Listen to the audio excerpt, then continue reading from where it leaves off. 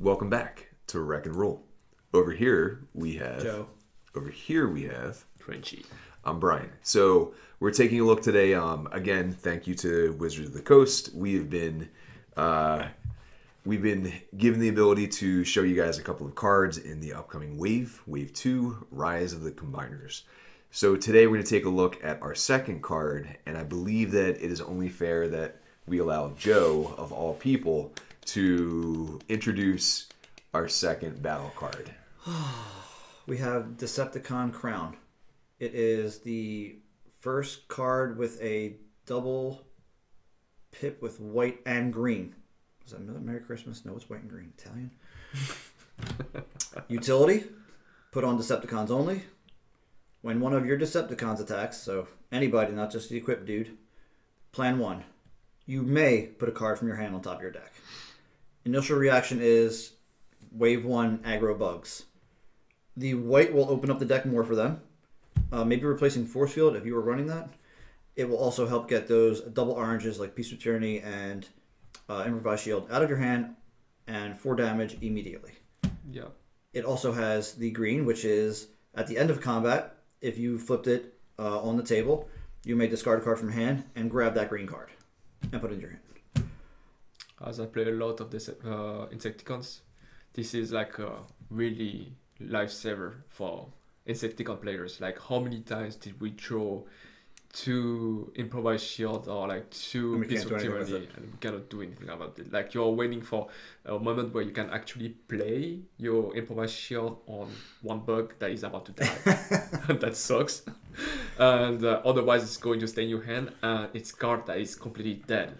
So that plan keyword is actually really, really good. Yeah. And the fact that Decepticon Crown is giving plan 1 to every one of your Insecticons, that's even better. We also talked a little bit, this makes Slipstream also kind of interesting in that for her robot mode ability, you have to, when you attack, flip 3 different battle icons. It does not specify orange, blue, and white, so it has to be 3 different ones, which again, did they have her in, like, she's that weird, both her and Cliffjumper, like if you look at the updated rules for Wave 2, including the idea that you can flip characters in your KO zone, they both become significantly better. So they're kind of like a weird, like 1.5 almost. So it helps her out as well, is the idea. And so for her as well, with the white and green, now it's going to open up her for 4 cards at least on the attack. Sorry, back to you. And then kind of maybe one more idea I had too is a lot like you guys talking about the bugs. This will also help out Decepticon combiner teams. If you have 5 or if you have maybe say 6, maybe Devastator, right? Putting this onto one character, especially if they have a low attack value and you guys talk about having those double orange pips in hand, you're going to kind of eat through your hand a little bit, but you're going to push out there like someone who's base attack 3, you can now get them up to 7 without trying too hard. So it's a possibility for that as well. You can also manipulate your deck, and if you put a white card, you're guaranteed to have like 4 cards, which is pretty cool, I think. Could be good for like milling type decks. You are sure you're going to get that burn through Nemesis, something like that. Nemesis. The other one I can think of is Cosmos, but it's not Decepticon. Yeah, so it won't help there. No. Yeah, we'll have to like look into the characters that is going to benefit from that, and Insecticons. We gotta wait to see more characters. Yes, I think so. Yeah. I'm interested to see what kind of draw mechanics like Treasure Hunt and Equipment Enthusiast they will introduce into this wave, because as you can see, plan can be very detrimental to the size of your hand.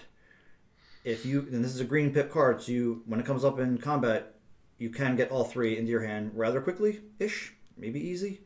So if you have 3 of these out, spread across your team, and you attack with 1 character, plan 3, there goes your hand.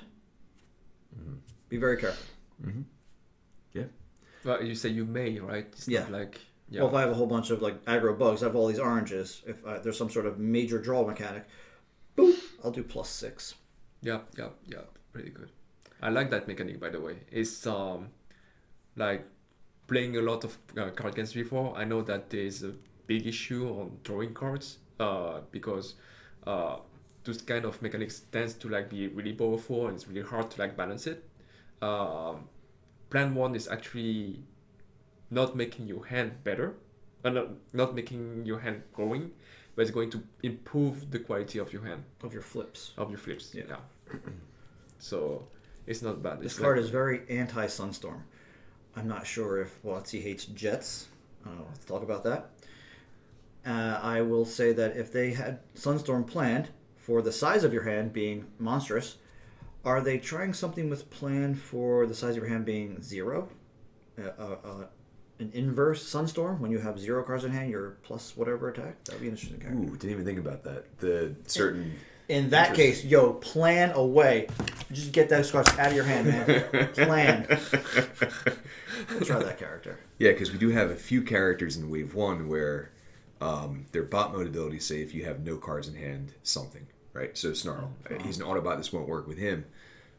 But there are others I'm just blanking out right now. So interesting. I didn't even consider think about that. All right. Joe. Starscream's the art on this card, by the way. That's why I got to introduce it. Exactly. He looks very regal. Sure. Do you like it? He's got that stern look on his face. Is that the same crown from the cartoon? He dies right afterwards. It does look that way, doesn't it? How does that make you feel? He's alive in the picture, folks, and that's all that really matters. I can see a tear rolling down your eye. All right, It's we need to stop forming this in the before- corner of your eye. Thank you. Break and roll. Closing thoughts?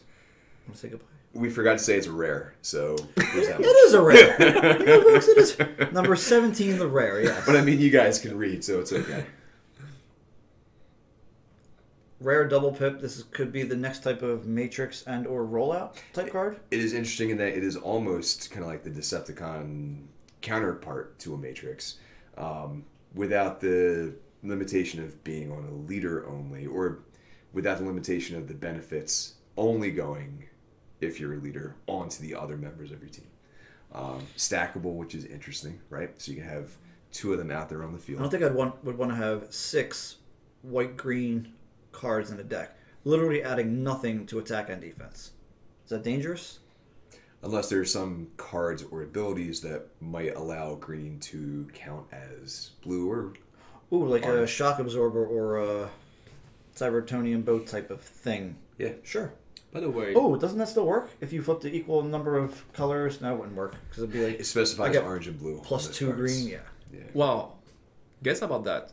Guess. Cybertonian Bro and stuff, you're going to actually adjust the number of pips. Oh, wait. No. You can still actually use this with the bow, because now you could plan 1, plan 2. Yeah, but Do you're- like double matrix on top. And then, hey, they're the same.